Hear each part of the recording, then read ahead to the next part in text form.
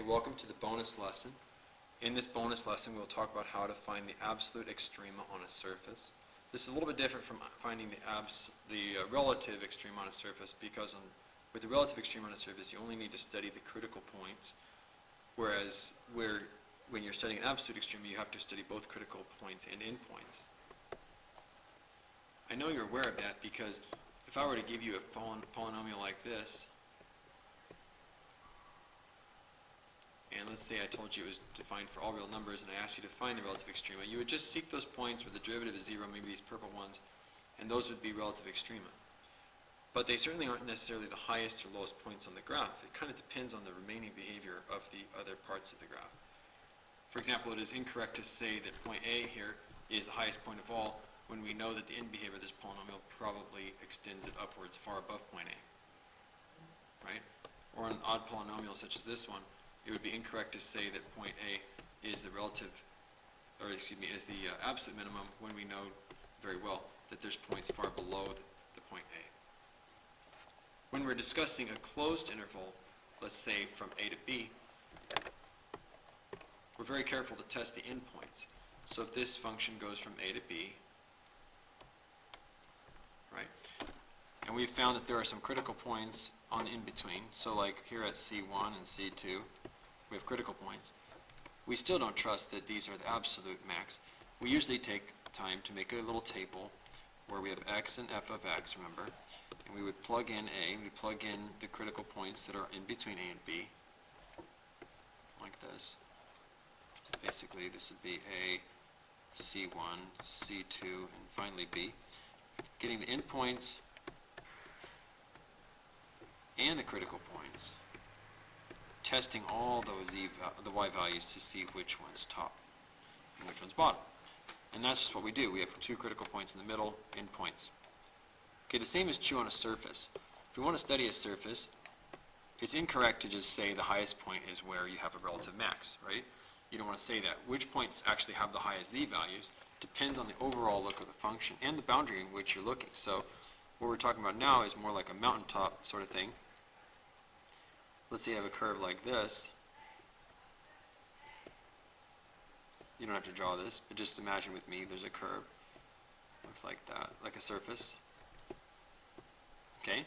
And you might believe with all your heart that this point A is the highest point around, and the reason you think that is because you already took the derivative with respect to x and the derivative with respect to y, and you found that that point has basically both derivatives are 0, so grad f is 0 here.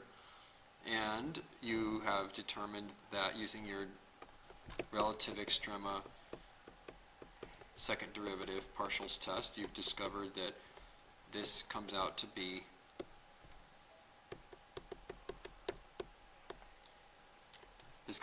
positive, and maybe fxx at your point A was negative, and so you've made a decision that this is a relative max. Why do we not necessarily trust it's a absolute max? Is because the curve, the hill, may actually extend upwards infinitely surrounding this point. So if the surface shoots up to infinity in any other place, you cannot call point A the absolute max anymore. Okay, now if you want to declare a little boundary around A and say that's the absolute max in that region, you could do that. But if you make this region big enough, what points in this larger circle are the highest points of all? Well, it's a little hard to say now. You need to go around the outside rim and see if any of these points are higher up than A is. And when I say higher up, now I mean larger z value. So we see the need to be very careful when doing absolute extrema. Okay, so the example that I've chosen is basically pretty harmless looking, and it basically says find the absolute extrema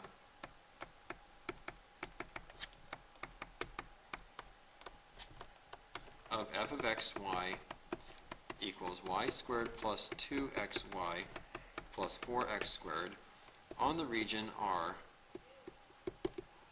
where R is the set of all xy points such that, let me go and rewrite that, xy, such that absolute value of x is less than or equal to 3 and absolute value of y is less than or equal to 2. This is just a fancy way of saying that negative 3 is less than or equal to x is less than or equal to 2. And this is just a fancy way of saying that negative 2 is less than or equal to y is less than or equal to 2. Sorry, I meant to say negative 3 is less than or equal to x is less than or equal to 3. Sorry. Negative 2 is less than or equal to y is less than or equal to 2. You know that from Algebra 2. So what's going on is, if you just take a top view of the surface, we're only studying this region anyway, from negative 3 to positive 3 on the x, from negative 2 to positive 2 on the y, you see.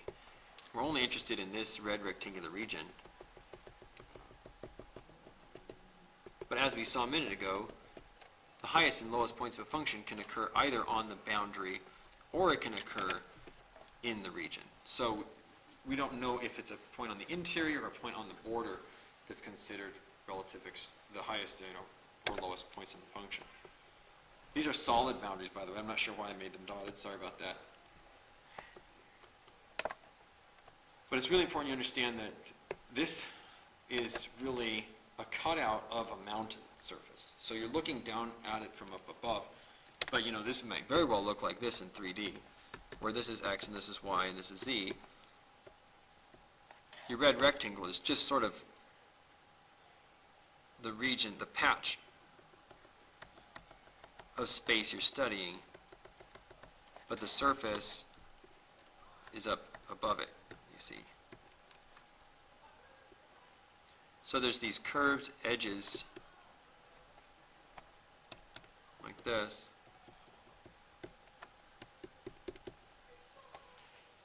So let me just kind of tell you where we believe that absolute max and absolute min must be. We believe that it has to be a point either on the end point of one of these blue curves or at a critical point between them. So here's an end point, here's an end point, and there might be a critical point on this curve in between, somewhere in here, see? Or it might be somewhere in between the upper left and forward point and this point up here. So what I'm saying is it could be at A, it could be at point B, some critical point in between, it could be at point C, which is the other end point, it could be at some point D if there's a critical point in between here, it could be at point E, which is this other end point, it could be at point F, which is some critical point between here on this third blue segment, it could be at point G, which is the other end point of the blue, it could be basically somewhere between A and G, somewhere on the curve, point H, you know. And it's worse than that. It could be that there's multiple critical points between A and C, or between C and E, or between E and G, or between A and G, you see. It could be that none of these are the absolute max, and this hill is interesting in that right in the middle there's another little mound, another little peak, and right on top of that little peak is this little green point, and that's the maximum. Who knows?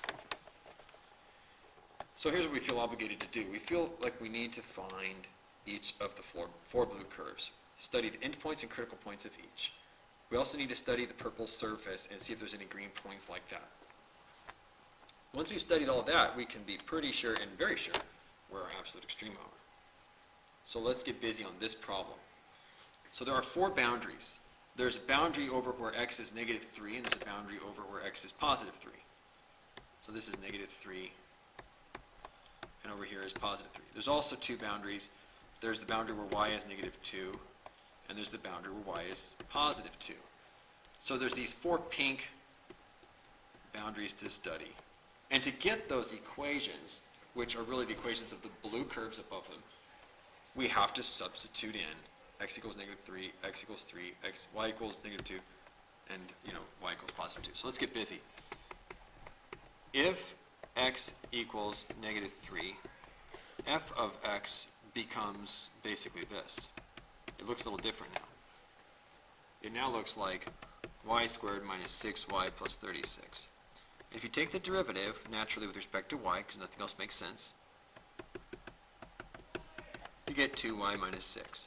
Setting that equal to 0, you learn that y equals 3. Now y cannot be 3. Why? Because this function is only defined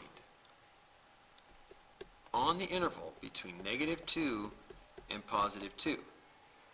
See? So this gets struck from the record. It is not a candidate. but the endpoints are. So just taking f of negative 3y, two endpoints, negative 2 and positive 2, we've already stricken the critical points out of domain.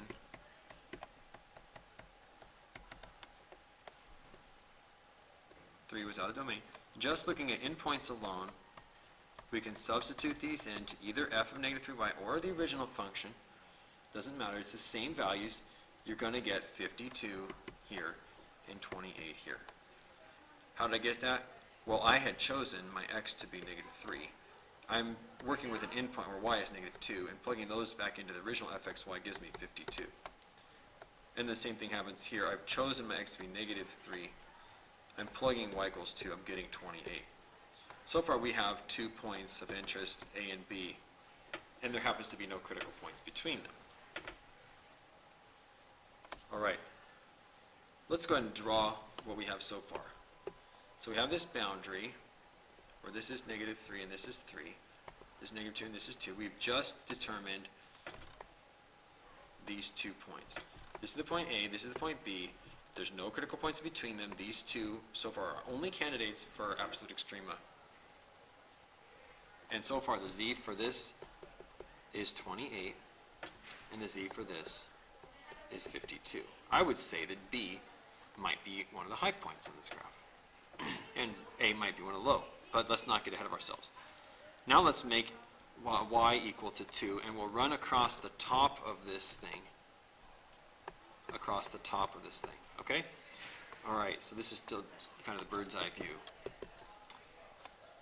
Okay, so let y equal 2. Now if you let y equal 2, you get f of x comma 2, which is this function, 4 plus 4x plus 4x squared.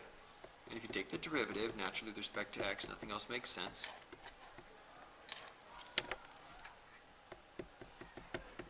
You just simply get 4 plus 8x. Setting that equal to 0, you get a critical point at x equals negative 1/2. Now, is this a feasible critical point? It is, because this is valid only between negative 3 and 3. But negative 1/2 is in that region, isn't it? So now we can go ahead and set up a little x, f of x comma 2 table. The endpoints are negative 3 and positive 3. And we have a negative 1/2 critical point in between. So these are endpoints. Okay, substituting these in, I kind of did the nitty-gritty work myself earlier. I got 28 here, 3 here, and 52 here. In other words, when x is negative 3 and y is chosen to be 2, which we chose earlier, the z value, sorry, I shouldn't have written that parentheses, the z value is 28. Okay?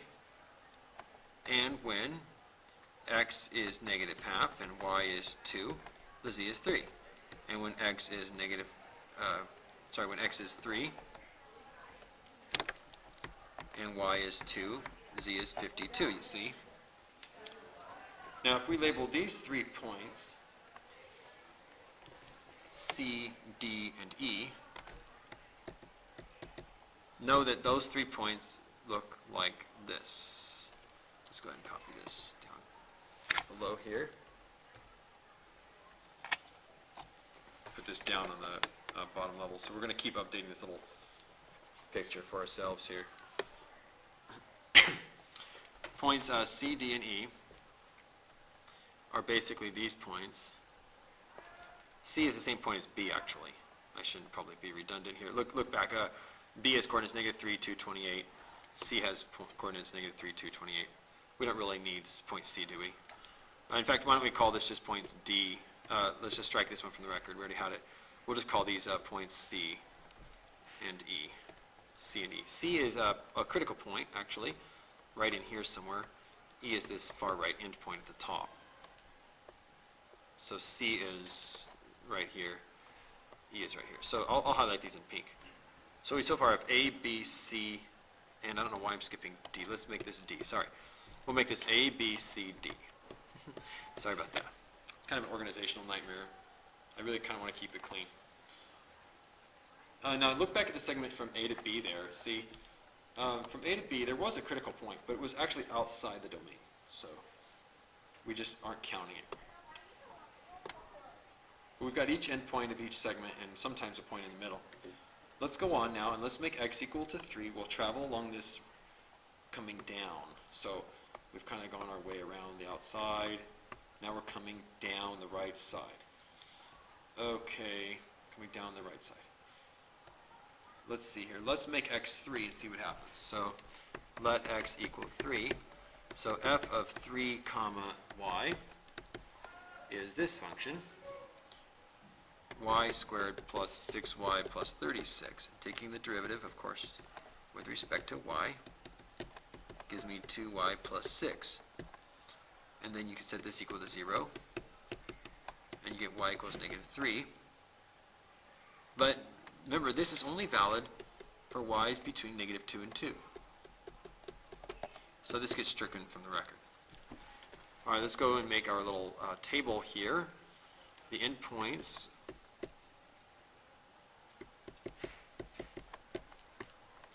are strictly negative 2 and 2. We did get a critical point, but it was out of domain here. You could say range if you like, but I think of range now as z values. Okay, and I did the work for you on this already. This comes out to 28.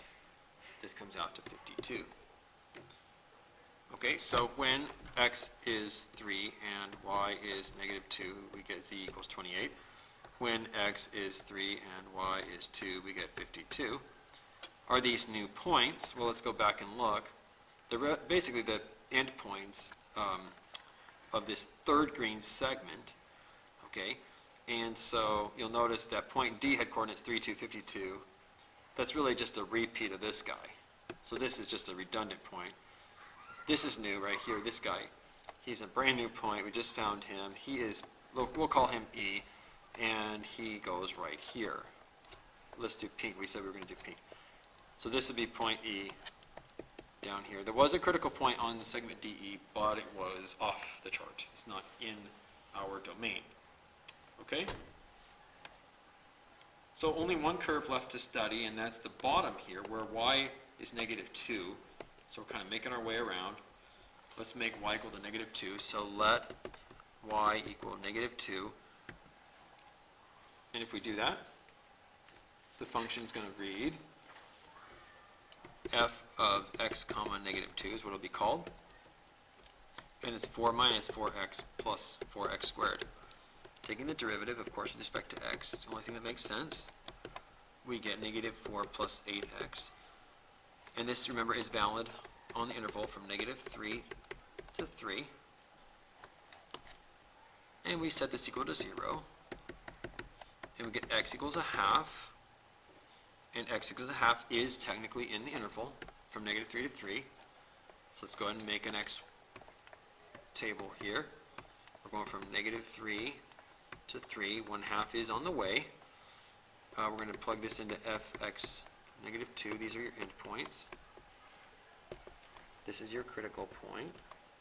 And substituting these values in gives me basically 4 plus 12 plus 36. And then it's 4 minus 2 plus 1. And then it's 4 minus 12 plus 36.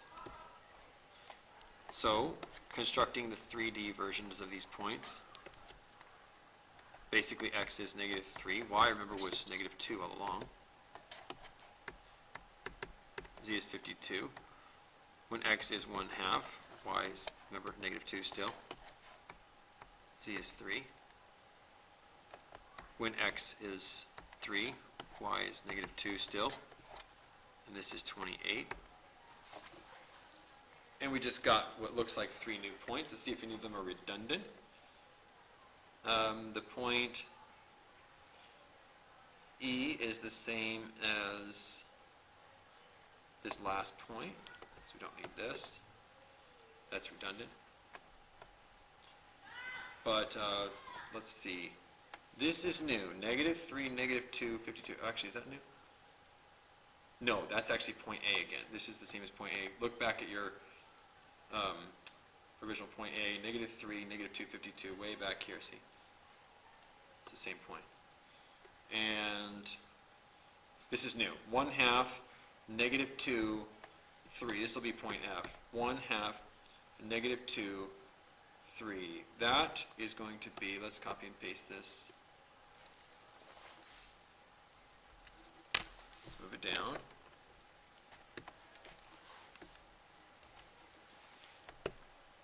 Point F is right here.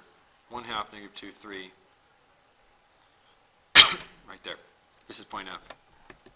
Okay, you're looking at the top view of a hill, okay? These 5 points, these 6 points, represent candidates for Extrema, all right? If you want to write their Z's next to them, that's actually not a bad idea, okay? But we still need to study the surface in between, so we could do that. We could just write that in later. So I wrote some of the Z's on here. I'm going to go and erase those now. We'll put on all the Z's later. And I want to relabel point C. I didn't like how it was kind of scribbled on there. So going around the outside, all the way around. These 6 points are worth noting.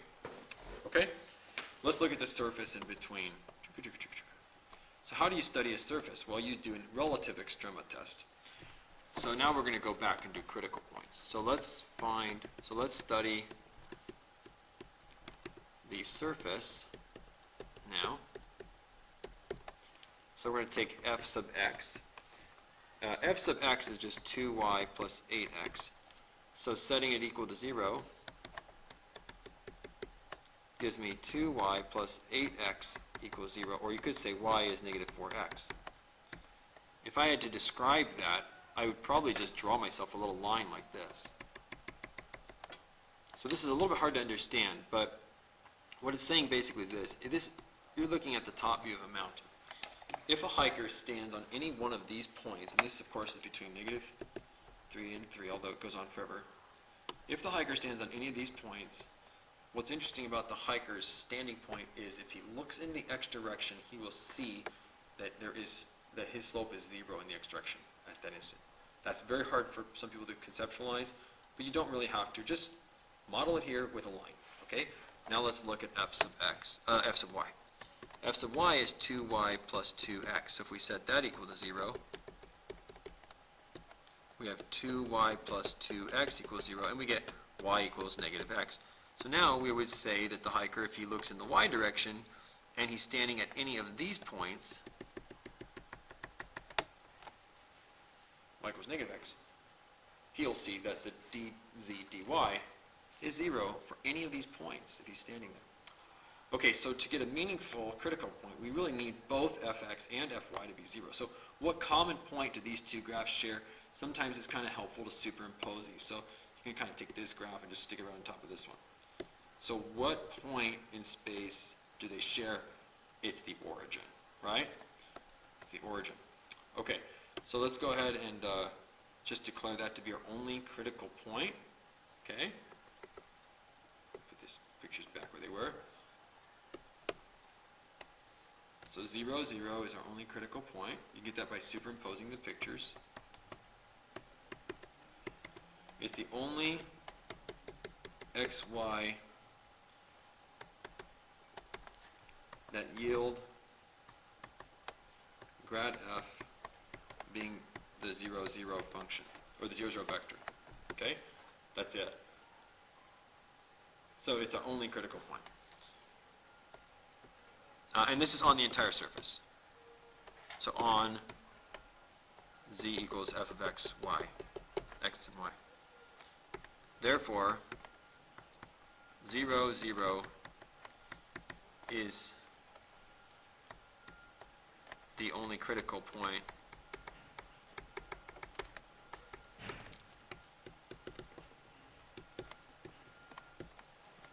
in region R. Now, there's one more thing, actually. This statement is true, but it's true for this problem because, remember, a critical point can also occur when there's like a cusp or a sharp turn somewhere, but this surface doesn't have any of that. Look back at the original problem. This is a very smooth surface, okay? You can take the first derivative, second derivative, third derivative, fourth derivative in any direction, It's just polynomial garbage, right? So I think you understand that. Probably should just go ahead and say it is the only xy point in R with grad f being 0. Since there are no points where grad f is undefined in either component, we can assume that this is the only candidate for critical point. So basically 0, 0, 0 is the only critical point. I kind of wish I didn't spend so much time explaining that. Look, you got 0, 0, that's your only critical point. I'm glad I mentioned the undefined thing, but it's not really relevant to this problem. How did I know the z value was 0? Remember, z was defined in the beginning as y squared plus 2xy plus 4x squared. So if x and y are both 0, you get, obviously, a z of 0. Okay, so 0, 0, 0 is the only critical point. Also, what's interesting about 0, 0, 0 is, of course, it's right smack in the middle of our picture, right? So let's go back and let's copy and paste our picture one more time. Right, let's grab this guy. And we'll copy and paste him down here.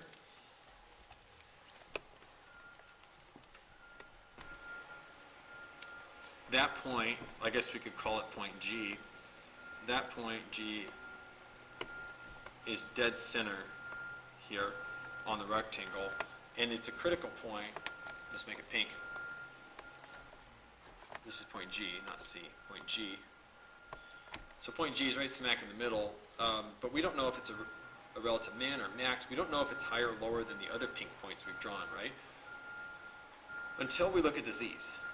But we have the z's, and if you look at all the different z's for all these different points, let's just go through it. For point A, the z value is 52. For point B, it's 28.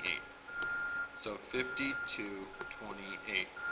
Point C, going back to point C, sorry for the beeping sound, it was only 3. Z was 3. Let me do this in blue. So 52, 28. Point C is trace, just 3. Point D is, let's see here, point D is 52 again. 52. Point E is 28. So we definitely see some symmetry here. And point F, that was one of our newer points we found. Point F is 3 again. Okay, I think we've determined that these around the outside are correct. And then point G, right smack in the middle, has a z coordinate of 0. So the blue numbers represent the z's at these heights on the mountain, at these spots on the mountain. So let's see if we can find our absolute max. Absolute max would be point D or A. They both have a z value of 52. Absolute min would actually be here at the center, where z is 0. So C and F seem like absolute min because their z coordinates are 3, but actually the critical point in the center trumps that. Okay. Now, all of this is so easy when you finally see the graph. Okay, it's not easy to get the exact answers, but it makes perfect sense once you see the graph. So if you can go online, you can see a 3D plot of these things, and you can be determined that you were right all along, or get some ideas, you know. But that's how you do an Extrema problem. Isn't that crazy? Let's go ahead and write down our conclusions. So the point A and D are the absolute maxima, and the point G is the absolute minima. And it's kind of traditional to give the actual coordinates, you know, so you would go ahead and write, you know, the points that won and the points that lost kind of thing. So, but this was because G had a z equals 0 value, and these had z equals 52. This is exactly what we did in 2D, only it's a lot harder in 3D, as you can see.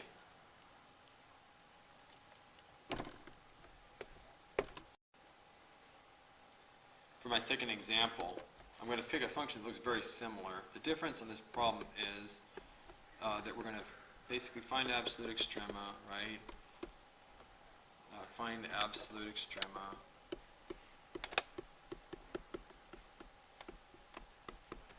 of, and then the function looks very similar to the last one. It's a little different. I left out the y in the middle, so it's just y squared plus 2x plus 4x squared.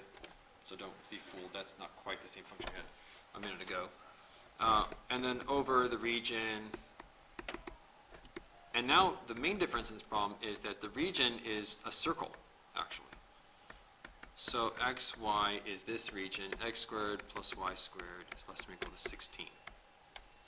Okay, so this problem is just a little different. It's not harder, it's just different.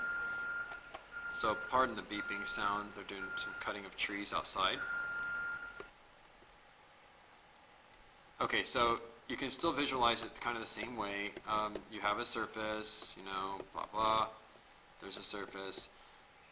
It might be concave down like this or concave up.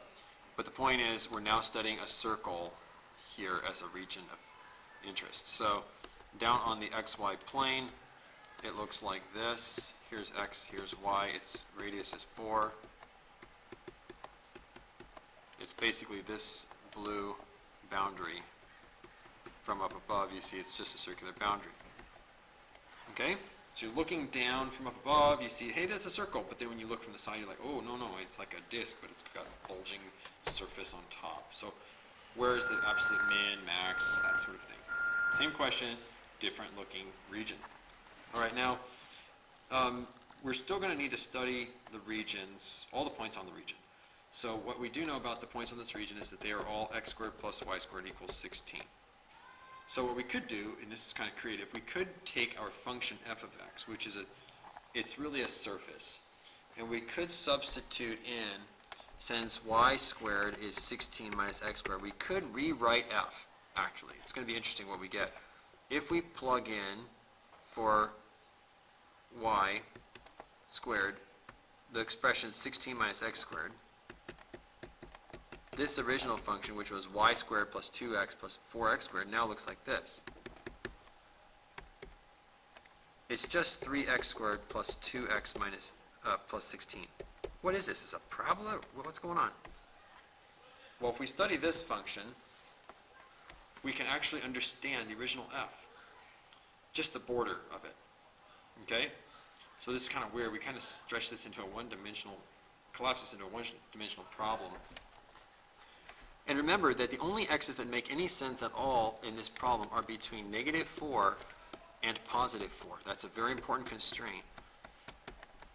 It just doesn't mean anything to go outside that realm for this problem.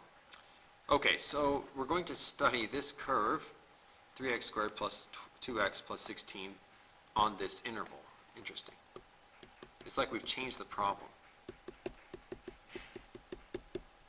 We're studying the boundary. It looks like we kind of stopped talking about a surface now. All right, let's go ahead and solve this. We're going to take f prime, and of course that means d dx of 3x squared plus 2x plus 16. This is going to give us 6x plus 2. And setting this equal to 0 to search for critical points along the border gives us only x equals -1/3, which does fit nicely in our region of interest, -4 to 4. So now I'm going to make a little table. X has endpoints, -4 and 4, and our newly found critical point, -1/3, which does happen to fit in there. And these are endpoints, and this is a critical point. And we're just going to find f of x. F of x. F of x was 3x squared plus 2, I'll write it up here, 3x squared plus 2x plus 16, and we're studying -4. So let's substitute that in. 3 times -4 squared plus 2 times -4 plus 16. In other words,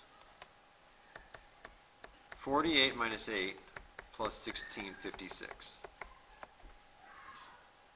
And it's going to also include the possibility of plugging in 4. We'll do the critical point in a minute.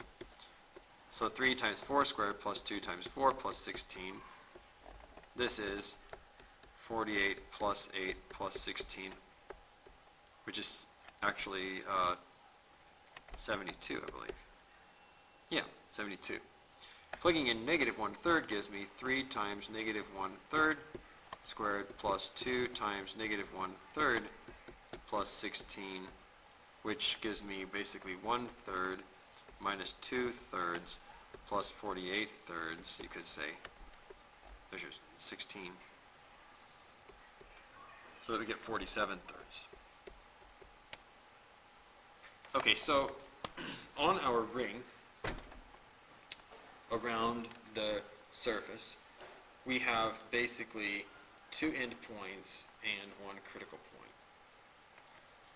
Okay, so let's turn these into 3D coordinates, right? So x is negative 4. Y is, well, the square root of, look back up here, remember? Y is basically the square root of 16 minus x squared. So that's kind of awkward, but that's what it is. It's 16 minus x squared. So y is 0, evidently. And z is 56. So this is the point negative 4, 0, 56.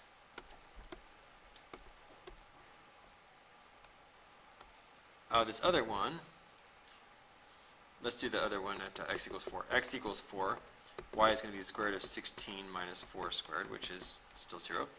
And z is 72. So this is the point 4, 0, 72. Okay. And the critical point there in the middle, a little more awkward. I'll do some more scratch work here. Let me erase some of this stuff.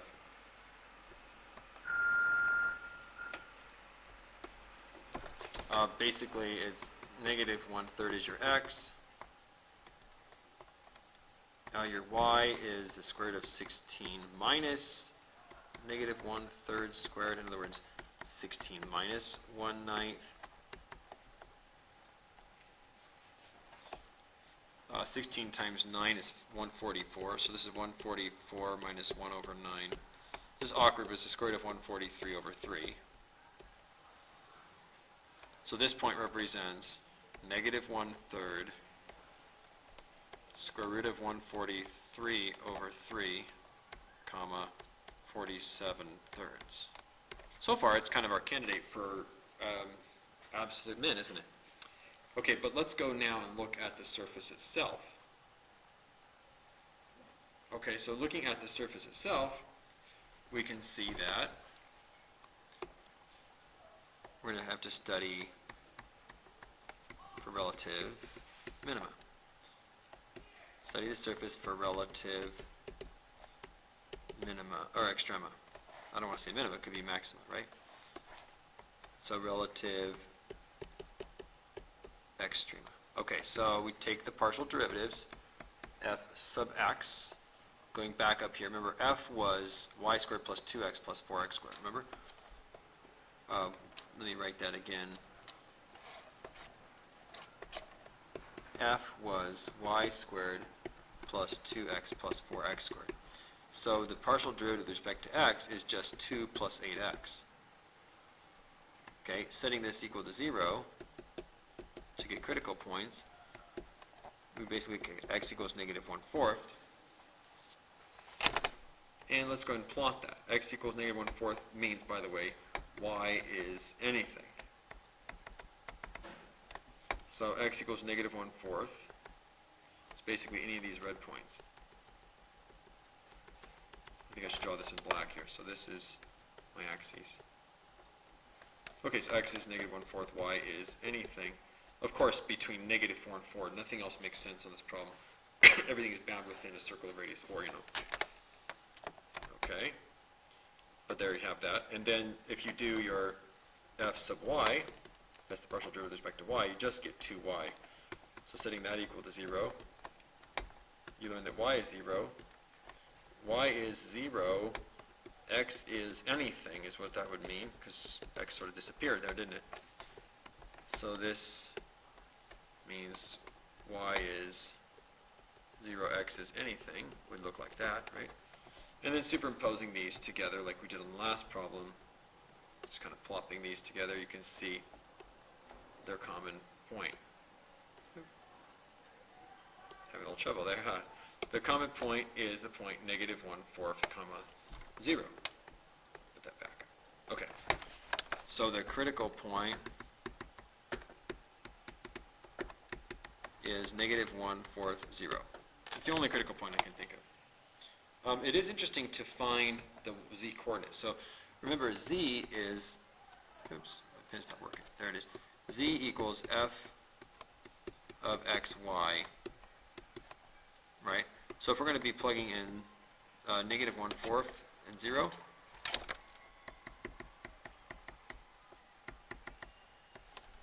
basically f of negative 1/4 and 0, it looks like this. 0 squared plus 2 times negative 1/4 plus 4 times negative 1/4 squared. But this is just basically negative half plus 4/16, or you could say negative 8/16 plus 4/16, which is basically negative 4/16. So negative 1/4 is the z. So the critical point, I just wanted to kind of nail that down. The critical point is negative 1/4, comma 0, comma negative 1/4. Why is this so important? Because I don't really need to use the d equals, f xx fy y minus fxy quantity squared test when I know this is the only critical point around and it has a negative z coordinate, right? It's got a negative z coordinate as compared to the other candidates we have found so far, which all have only positive z coordinates. So let's look back at our conclusion. Our absolute max is definitely this one, 4072. So absolute max at 4072. So f of xy has an absolute max at 4072 and an absolute min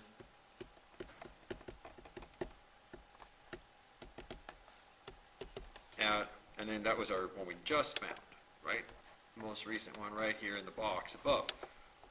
Negative 1/4, 0, negative 1/4. So sometimes you don't need to do a lot of fancy testing. You just need to compare the z's and see who is highest and who's lowest. The only candidates are critical points and critical points on the boundary and endpoints on the boundary. But that is our conclusion there.